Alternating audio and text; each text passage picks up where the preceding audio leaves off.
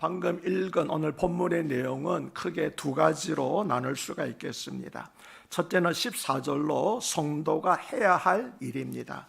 둘째는 15절로부터 17절로 성도가 하지 말아야 할 일, 즉 성도가 해야 될 일과 하지 말아야 할 일 두 가지를 말씀하고 있습니다. 먼저 첫째로 성도가 해야 할 일입니다. 14절은 모든 사람과 더불어 화평함과 거룩함을 따르라. 이것이 없이는 아무도 주를 못하리라, 보지 못하리라고 말씀을 합니다. 그러니까 성도가 해야 할 일은 두 가지입니다. 하나는 모든 사람과 더불어 화평하는 것이고, 다른 하나는 거룩함을 따르는 것입니다. 여기서 따르라고 번역한 헬라어는 디오케데라고 하는 단어인데, 본래 이 단어는 사냥꾼이 짐승을 끝까지 뒤쫓는 것을 가리키는 그런 단어였습니다. 그러니까 사냥꾼이 사냥감을, 짐승을 끝까지 쫓아다니는 것처럼 그런 열심을 가지고 믿음을 추구하라라는 그런 의미가 되겠습니다. 히브리서의 저자가 이러한 권면한 이유는 고난과 핍박으로 인해서 교회 안에서도 불화가 생기기 시작하였고, 특히 영주주의 이단으로 영향으로 말미암아 방탕한 삶에 빠진 사람들이 점차 늘어나고 있었기 때문입니다. 그런데 그 다음에 이것이 없이는 아무도 주를 보지 못한다고 하였는데, 그러면 이것은 무엇을 가리킬까요? 화평일까요? 아니면 거룩함일까요? 아니면 화평과 거룩함 다일까요? 우리가 생각할 때는 화평과 거룩함 다인 것 같지만 거룩함이라고 되어 있습니다. 헬라 원문을 보면은 거룩함으로 되어 있습니다. 그래서 세번역 성경은 모든 사람과 더불어 화평하게 지내고 거룩하게 살기를 힘쓰십시오. 거룩해지지 않고서는 아무도 주님을 뵙지 못할 것임이라고 보다 분명하게 번역을 했습니다. 그래서 우리가 화평과 거룩함을 쫓아야 되겠지만, 특별히 거룩함이 없으면 주님을 보지 못한다라고 하는 그런 말씀입니다. 그런데 여기서 본다고 한다는 것은 당연히 눈으로 본다는 건 아니겠죠. 왜냐하면 하나님은 영이시기 때문에 우리 눈으로 볼 수 없는 분입니다. 그렇기 때문에 하나님을 본다고 하는 것은 눈으로 본다는 것이 아니라 우리가 하나님의 속성을 깊이 이해하고, 그리고 영적으로 경험한다는 뜻이지 실제로 눈으로 볼 수 있다는 뜻이 아닙니다. 또 예수님께서는 요한복음 3장 3절에서 물과 성령으로 거듭나지 아니하면 하나님의 나라를 볼 수 없다고 말씀을 하시는데, 하나님 나라를 볼 수 없다고 말씀하시고 다음에 보시게 되면 하나님 나라가 들어갈 수 없다고 말씀하셨거든요. 그러니까 하나님 나라를 볼 수 없다고 하는 것은 예수님 하신 가르침에 하게 되면 하나님 나라에 들어가지 못한다. 그래서 거룩함이 없이는 하나님 나라에 들어가지 못한다는 것이 됩니다. 왜 그렇습니까? 하늘나라는 거룩한 곳이기 때문에 죄를 가지고서는 들어가지 못하니까. 그래서 거룩함이 없이는 하나님을 볼 수가 없고 하나님 나라에 들어가지 못한다는 것이 맞는 표현이 되겠습니다. 한편 예수님께서는 산상수인의 마태복음 5장 8절에서 마음이 청결한 자는 복이 있나니 그들이 하나님을 볼 것이며라고 말씀하셨는데, 여기서 마음이 청결한 것이 바로 다른 말로 하면은 거룩함이 되는 것입니다. 그리고 마태복음 5장 9절에서는 화평하게 하는 자는 복이 있나니 그들이 하나님의 아들이라 일컬음을 받을 것이라고 말씀을 하셨습니다. 우리가 그래서 하나님의 백성 자녀라면 당연히 화평함을 이루어야 된다. 그렇지 않으면 하나님의 자녀, 하나님의 백성이라 인정을 받을 수가 없다라고 하는 말씀입니다. 그러므로 오늘 본문인 히브리서 12장 14절은 실은 예수님께서 가르치신 8복 가운데서 6번째 복인 마음이 청결한 자의 복과 7번째의 복인 화평하는 자의 복을 말씀하신 것이라는 것을 알 수가 있습니다. 이처럼 신약 성경의 저자들은 자기 생각을 가르친 것이 아니라 항상 주님의 가르침을 가르친 것을 알 수가 있고, 그래서 저도 우리 신약의 저자들처럼 가능한 한 하나님의 말씀만, 주님의 말씀만 전하려고 가르치려고 하고 그렇게 노력을 하고 있습니다. 그래서 웬만하면 예화도 성경에 있는 예화를 들고자 하는데, 근데 성경에 있는 예화가 많지는 않기 때문에 또 어떨 때는 이제 그냥 다른 예화를 들기도 하지만, 가능하면 예화도 성경에 있는 예화를 들려고 노력은 하고 있습니다. 그런데 우리가 화평을 이루어야 될 대상은 어떤 특별한 대상, 나와 가까운 사람이 아니라 모든 사람입니다. 물론 신학자들 사이에서는 모든 사람의 범위를 놓고 두 가지 견해로 나눠져 있습니다. 한편에서는 불신자를 포함한 모든 사람이라고 주장을 하고, 다른 한편에서는 예수님을 믿는 모든 사람이라고 주장을 합니다. 그러면 여러분이 생각하실 때 여기서 성경 히브리서 저자가 말한 모든 사람으로 더불어 화평을 하라고 한 것은 어떨까요? 불신자로 포함한 모든 사람일까요? 예수 믿는 사람, 모든 사람을 말하는 것일까요? 예, 저는 불신자를 포함한 모든 사람이 맞다고 생각을 합니다. 왜냐하면 사도 바울이 고린도 후서에서 말한 바가 있기 때문입니다. 우리 고린도 후서 5장 18절과 20절을 함께 읽어보겠습니다. 모든 것이 하나님께로부터 났으며 그가 그리스도로 말미암아 우리를 자기와 화목하게 하시고 또 우리에게 화목하게 하는 직분을 주셨으니 곧 하나님께서 그리스도 안에 계시사 세상을 자기와 화목하게 하시며 그들의 죄를 그들에게 돌리지 아니하시고 화목하게 하는 말씀을 우리에게 부탁하셨느니라. 그러므로 우리가 그리스도를 대신하여 사신에 대어 하나님이 우리를 통하여 너희를 권면하시는 것 같이 그리스도를 대신하여 간청하노니 너희는 하나님과 화목하라. 아멘. 여기 보니까 마지막에 너희는 하나님과 화목하라는 거 보니까 예수 믿는 너희인 거 우리 모든 것 같지만 앞에 보니까 하나님께서 예수로 말미암아 세상과 화목하게 됐다는 말씀을 하셨기 때문에 그래서 불신자를 포함한 모든 사람과 화목하라는 말씀을 받아들이는 것이 옳은 것 같습니다. 모든 인간은 죄로 인해서 하나님과 불화하였지만 하나님께서는 인간과 화목하기 위해서 독생자 예수 그리스도를 화목제물로 삼으셔서 십자가에 못 박으심으로 화목을 이루셨습니다. 다시는 불화하게 된 원인 제공을 누가 했습니까? 우리가 했잖아요. 그러면 하나님과 화목하기 위해서는 그 불화하게 된 원인을 제공한 우리가 먼저 하나님께 가서 화목해야 되는데 그거는 불가능하거든요. 왜냐하면 죄인들이 어떻게 깨달을 수 있겠습니까? 그래서 하나님께서 이 관계를 회복시키기 위해서 희한한 거는 하나님이 선물을 주고 우리 찾아오신 거예요. 화목하자고. 놀랍지 않습니까? 그래서 하나님께서 화목제물로 삼으셔서 세상은 뭡니까? 하나님을 대적하는 악한 세상이잖아요. 화목하기를 원하셨다고 말씀하고 있습니다. 그래서 예수 그리스도로 화목제물로 삼으셔서 십자가에 못 박으심으로 인류와 모든 사람들과 화목을 이루고자 하셨습니다.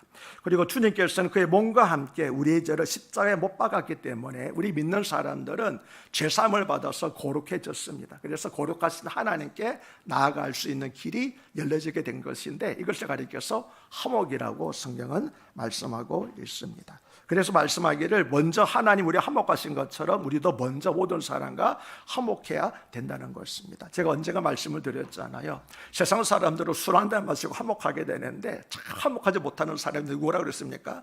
기독교인들. 왜 술을 안 마시니까 화목할 줄 모르는 것 같아요. 그래서 김준호 목사님 한 말이 있다고 그랬잖아요. 차라리 술 마시고 화목하라고. 그것이 술 안 마시고 화목하지 않는 것보다 낫다라고 그렇게 이야기를 했습니다. 그래서 화목하는 것은 잘못한 사람이 와서 용서를 빌지 않으면 화목하지 않는 것이 아니라 내가 그 관계를 불편히 여기는 사람이 먼저 가서 그래 화목하자라고 하는 것, 이것이 하나님께서 우리에게 보신 화목하게 하는 순수라는 것을 잊지 마시길 바랍니다. 여러분 주변에도 혹시 나와 화목하지 못한 사람이 있습니까? 나 크게 잘못했어. 그 사람이 나에게 용서 구하고 나올 때까지 기다리지 마시고 여러분 그 관계가 불편하면 먼저 가서 알았다고 화목하자고 그렇게 하의 손길을 내미시기를 바랍니다. 그래야지만 우리에게 화목이 오게 되는 것입니다. 다시 말하면 모든 사람과 더불어 화목하라고 하셨지만 그 화목은 저절로 이루어진 것이 아니라 하나님께서 화목제물로 예수님 주신 것처럼 반드시 대가가 따른다는 것이죠. 먼저 양보하고 먼저 희생해야 되기 때문에 그래서 화목은 저절로 이루어지는 것이 아니고 반드시 대가를 치러야 되니까 그래서 화목이 어려운 것 같습니다. 그래서 사도 바울은 로마서 12장 8절에서 말하기를 너희로서는 모든 사람과 더불어 화목하라고 말하지 않고 할 수 있거든 너희는 모든 사람과 더불어 화목하라. 무슨 뜻입니까? 하기 어렵다는 거죠. 그렇지만 할 수 있거든 너희는 모든 사람과 더불어 화목하라고 권면한 것이었습니다. 성경의 핵심을 요약하면 하나님 사랑과 이웃 사랑입니다. 또 성경은 눈에 보이는 형제를 사랑하지 않는 사람이 어떻게 눈에 보이지 않는 하나님을 사랑할 수 있느냐, 그건 거짓말이다라고 말하였습니다. 따라서 다른 사람들과 좋은 관계를 유지하지 못하는 사람은 아무리 신앙에 열심히 있더라도 성숙한 그리스도인이라고 말할 수 없습니다. 다른 사람과의 관계에서 반드시 자신만 옳다고 주장을 하고 자신의 소견을 굽히지 못하는 사람, 고집불통의 사람은 성숙한 그리스도인이 아닙니다. 우리는 나를 이해하고 나를 사랑하는 사람과 합평을 이루는 것이 아닙니다. 그것은 누구라도 할 수 있습니다. 그러나 원수라도 더불어 화목할 수 있는 것은 오직 그리스도인들만이 가능합니다. 왜냐하면 하나님께서 우리를 그렇게 화목하셨기 때문이지요. 뿐만 아니라 합평은 성령의 9가지 열매 가운데서 하나입니다. 왜 성령의 9가지 열매입니까? 성령께서 하시지 않으면 합평의 열매를 맺을 수 없다고 하는 거죠. 우리 자신의 노력으로 의지로 하는 것이 아니라 성령의 은혜로 말미암아 우리가 화평의 열매를 맺을 수 있다라고 하는 것입니다. 이처럼 그리스도의 첫 번째 표지가 합평함이라면 그리스도의 두 번째 표지는 거룩함입니다. 그런데 여기서 말하는 거룩함이라고 하는 전혀 죄가 없는 상태를 말하는 것이 아닙니다. 왜냐하면 우리 가운데 죄가 없는 사람은 한 사람도 없기 때문입니다. 원래 거룩함이라고 하는 단어는 더러움과 분리된 상태를 말하는 것으로서 오직 하나님께만 있는 성품을 가리킬 때 거룩함이라는 표현을 썼지, 성경에서 거룩하다는 말을 하나님께는 쓴 예가 없습니다. 그래서 거룩하면 단어 자체가 하나님께만 쓰는 용어인데 성경성을 보면은 너희도 거룩하라고 말하는 거죠. 근데 뭐라고 하냐면은 하나님이 거룩하신 같이 너희도 거룩하라라고 그렇게 말씀을 하고 있습니다. 본문에서 말한 거룩함이라고 하는 것은 우리의 마음이 끊임없이 주님을 찾고 구하는 것을 가리켜서 거룩함이라고 표현을 했습니다. 그리고 주님께서 세상에 계실 때 세상과 완전히 구별되어 사신 것처럼 성도들도 세상과 구별되어 사는 것이 거룩하게 산다는 것입니다. 먹고 마시고 입는 것 모든 분야에서 하나님의 자녀로서 하나님께 영광 돌리면서 합당한 삶을 사는 것, 그것이 거룩한 삶이라고 할 수 있습니다.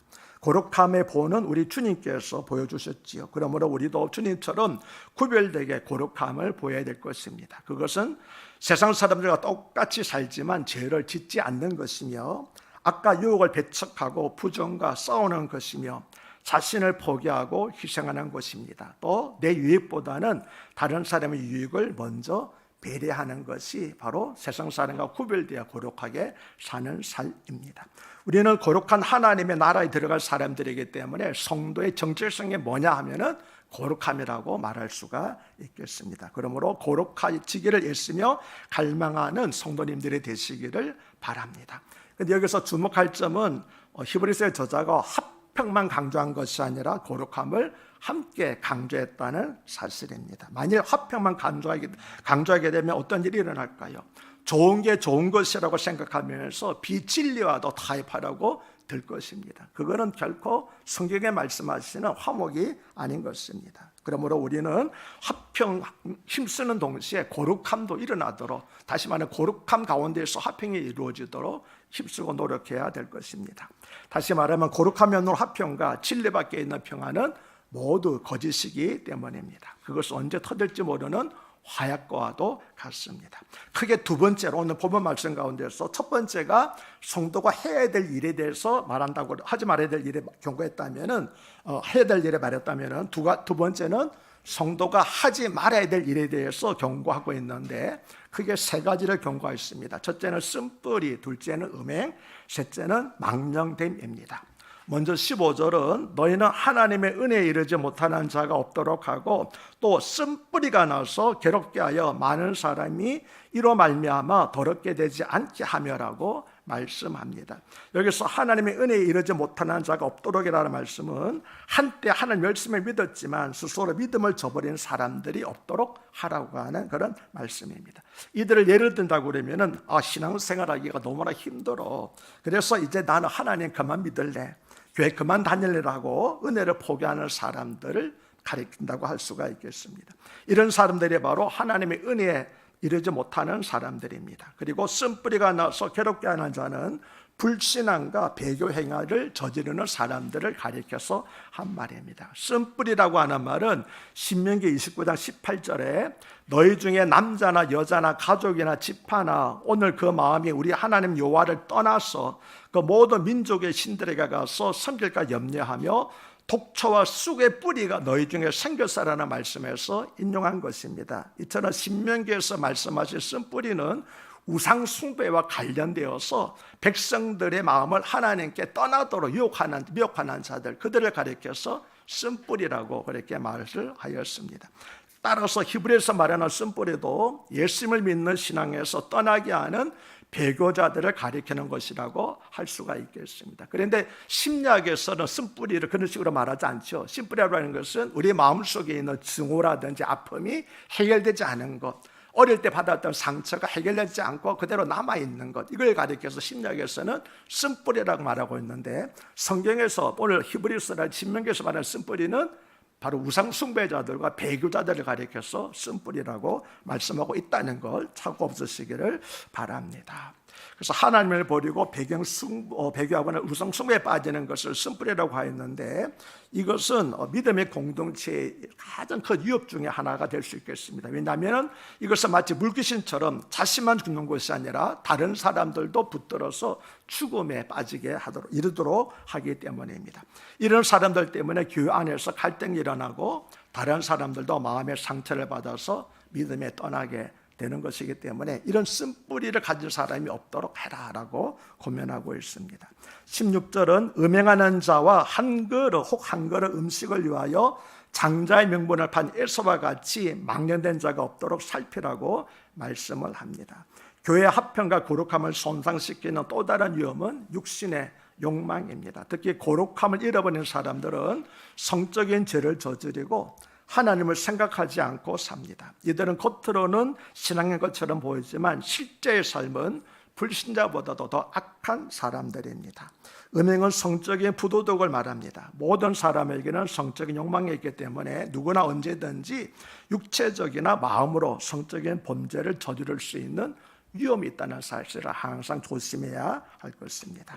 그런데 음행에 이어서 망령된 일을 버리라고 권면하고 있죠. 여기서 망령된 일로 번역된 헬라어는 베벨로스라고 하는 단어인데 거룩하지 못한 또는 세속적이라고 하는 뜻입니다. 다시 말하면 영적인 면보다 현세적인 것에 더 치중하는 것을 가리켜서, 그런 사람을 가리켜서 망령된 자라고 성경은 말씀하고 있습니다.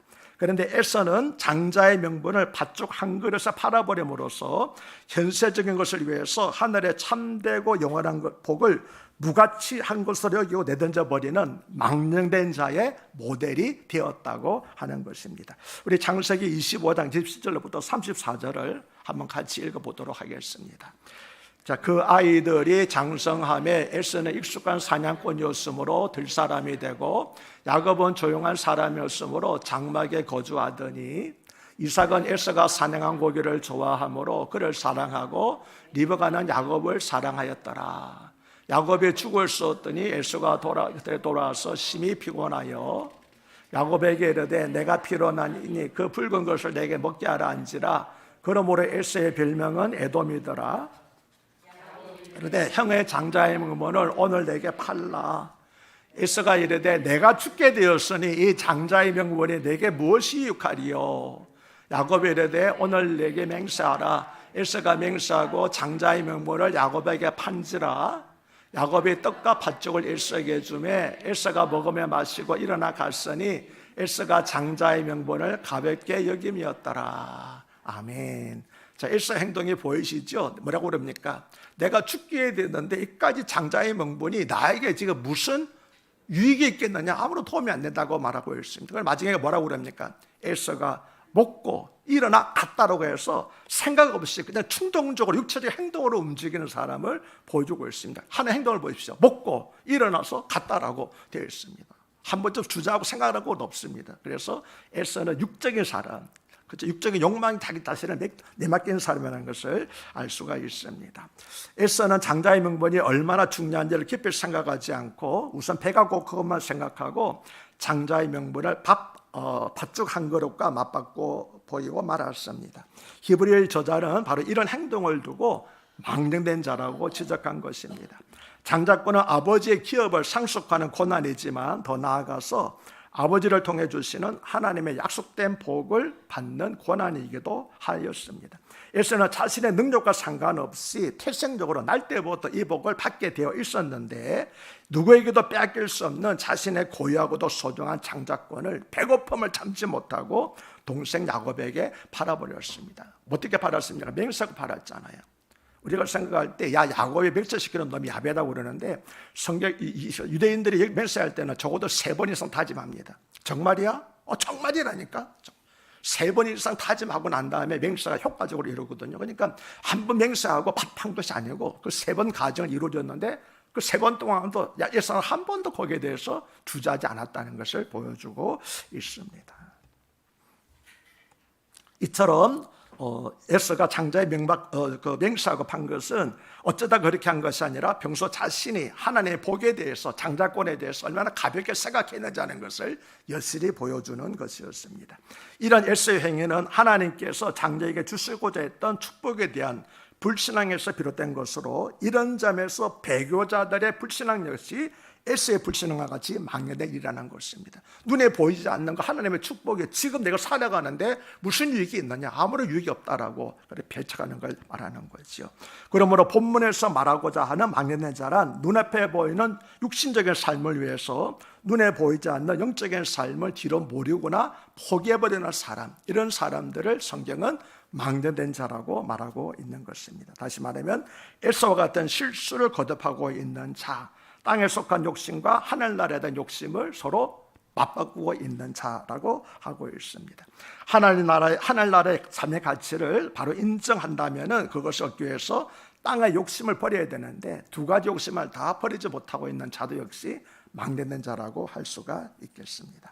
17절은 너희가 아는 바와 같이 그가 그 후에 축복을 이어받으려고 눈물을 흘리며 구하되 버림받아 되어 해결 기회를 얻지 못하였냐라고 말씀을 합니다. 이 말씀은 창세기 27장의 사건을 두고 말씀하신 것인데 우리 창세기 27장 36절로부터 40절을 한번 읽어보겠습니다. 에서가 이르되 그의 이름을 야곱이라 하니 합당하지 아니니까 그가 나를 속이며 이것이 두 번째니이다. 전에는 나의 장자의 명분을 빼앗고 이제는 내 복을 빼앗았나이다. 또 이르되 아버지께서 나를 위하여 필복을 남기지 않으셨나이까? 이삭이 에서에게 대답하여 이르되 내가 그를 너의 주로 세우고 그의 모든 형제를 내가 그에게 종으로 주었으며 곡식과 포도주를 그에게 주었으니 내 아들아 내가 내게 무엇을 할 수 있으랴? 에서가 아버지에게 이르되 내 아버지여 아버지가 필복이 이 하나뿐이리까? 내 아버지여 내게 축복하소서 내게도 그리하소서 하고 소리를 높여오니 그 아버지 이삭이 그에게 대답해 이르되 내 주소는 땅의 기름짐에서 멀고 내리는 하늘 이슬에서 멀 것이며 나는 칼을 믿고 생활하겠고 내 아우를 섬길 것이며 내가 네 힘을 벗을 때에는 그 멍에를 내 목에서 떨쳐버리리라 하였더라. 에서는 후에 아버지 이삭으로부터 축복을 받으려고 눈물을 흘리며 구해도 이미 버림받아서 회개할 기회를 얻지 못하였다고 말씀을 하고 있습니다. 눈물을 흘리며 구하되 버림받아 되어서 회개할 기회를 얻지 못하느라 말씀은 에서가 하나님의 선물을 축복을 멸시했기 때문에 그래서 거절당했다는 그런 말씀입니다. 그가 흘린 눈물은 축복을 도로 찾기 위한 것이었지 하나님의 은혜를 가볍게 생각한 것에 대해서 참다운 회개의 눈물이 아니었기 때문이기도 합니다. 17절은 한말 읽었던 우리 앞에서 봤던 17절은 우선 급한 육적인 문제를 해결하기 위해서 영적인 삶을 등한히 하다가 뒤늦게 영적인 축복을 얻으려고 한다면 하나님께서 허락하시지 않을 수도 있다라고 하는 경고입니다. 에서는 뒤늦게서야 장자권의 가치를 깨닫고 돌려받기를 원했지만 이미 늦은 때는 지나간 다음이었습니다.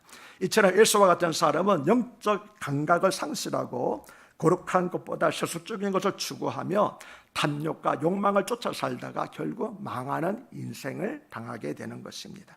히브리서의 저자는 이렇게 거룩함을 가벼이 버린 사람들은 결국에 울며 불며 후회할 것이라고 하였습니다. 그런데 우리는 바로 에서처럼 거룩함을 가볍게 여기는 풍조 속에서 오늘날 살아가고 있습니다. 죄를 지어도 안 걸리면 그만이지, 죄를 짓다 발각되면 그만한 죄값을 치르면 그만이지 않은 식으로 죄를 대수롭지 않게 여기고 있습니다. 그러나 자신이 가진 장자권을 등한시하고 한 그릇 팥죽에 팔아버린 에서가 눈물을 흘리며 후회했듯이 거룩함을 잃어버린 성도는 훗날 눈물을 흘리며 이전에 지은 죄들을 회개할 때가 올 것입니다. 그러나 안타깝게도 그때는 이미 늦어버린 때가 되고 말 것입니다. 믿음의 경주가 고통스럽고 배고픈 여행인 것은 사실입니다. 그러나 세상의 편안함을 얻기 위해서 하늘의 장자권을 판다면 그것은 에서와 같이 망령된 행실입니다. 그러므로 에서를 반면교사로 삼아서 무엇과도 바꿀 수 없는 주님께서 주신 영적인 장자권을 꼭 붙잡고 살라고 고면하는 것이 오늘 말씀인 것입니다. 오늘 본문의 교훈은 주님을 따라가기 위해서 성도들이 해야 할 일을 하고 또 하지 말아야 할 일을 하지 말라고 하는 교훈입니다. 오늘 본문에서 배운 성도들이 해야 할 일은 무엇이며 성도들이 버려야 할 일은 무엇이십니까? 성도들이 해야 할 일은 화평과 거룩함을 따르는 것이었고, 그리고 성도들이 하지 말아야 될 일들은 음행과 망령될 일들을 버리는 것, 그것을 성경 권면하고 있습니다. 우리 삶 주변에는 경건하지 못하고 거룩하지 못한 많은 환경이 있지만 하나님께서 거룩하신 같이 하나님의 자녀된 우리들도 자신의 몸과 마음을 도른 곳으로 지키고 영적인 삶과 훈련을 통해서 자신을 거룩하게 하도록 힘써야 될 것입니다.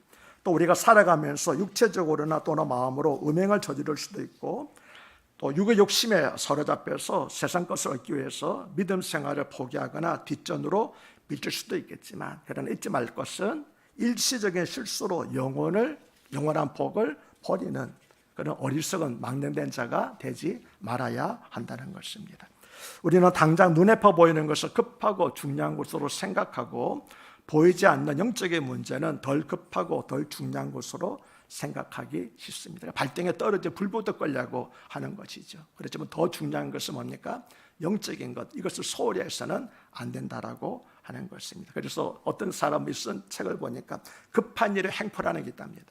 급한 일로 사탄은 급한 일을 위장해가지고 우리가 정말 힘써야 될 것을 다 빼앗아간다는 거예요. 정말 중요해야 될 일들을 하지 못하게 한다는 거죠. 하나님의 말씀을 읽는 것, 예배 참석하는 것, 뭐니까 그다음 기도하는 것, 이런 것들을 급한 일을 막 부어줘가지고 다 뺏어간다는 거예요. 그래서 그분이 급한 일을 행포라고 하는 그런 재미있는 책을 썼습니다. 그래서 우리는 급한 일에 뺏기지 않고 무엇이 중요한디 하는 말 있잖아요. 무엇이 정말 우리의 삶에 중요한 것인가를 잘 깨닫고 그 중요한 것, 급한 일 때문에 중요한 것을 빼앗기는, 그래서 예서처럼 배고픔을 때문에 장자권을 포기하는 그런 어리석음이 없어야 될 것입니다. 사람이 하나님을 버리면 하나님께서도 반드시 그를 버리십니다. 세상의 먼저이고 하나님이 뒷전인 사람은 결코 하나님 나라에 들어갈 수가 없고 하나님을 볼 수도 없습니다. 그러므로 화평과 거룩함을 따르는 생활을 하고 음행과 망령된 행실을 버리며 그리고 교회에서 쓴뿌리가 되지 않는 그런 성도님들이 되도록 힘쓰고 애쓰는 여러분 되시기를 주 이름으로 축복합니다. 우리 그리스도인들에게는 항상 추구해야 되는 두 가지가 있지요. 바로 화평과 거룩함입니다. 이 두 가지 특성이 날마다 우리의 삶에서 나타나도록 노력하시는 여러분 되시기를 바랍니다.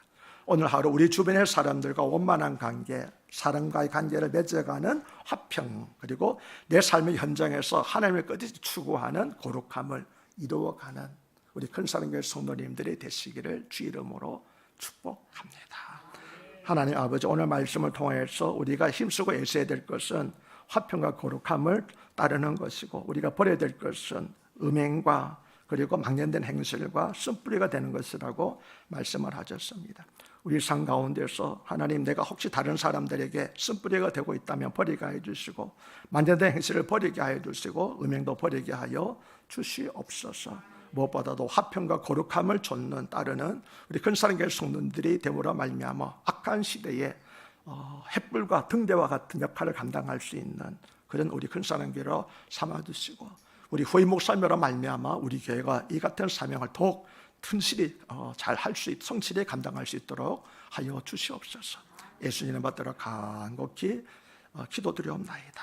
아멘.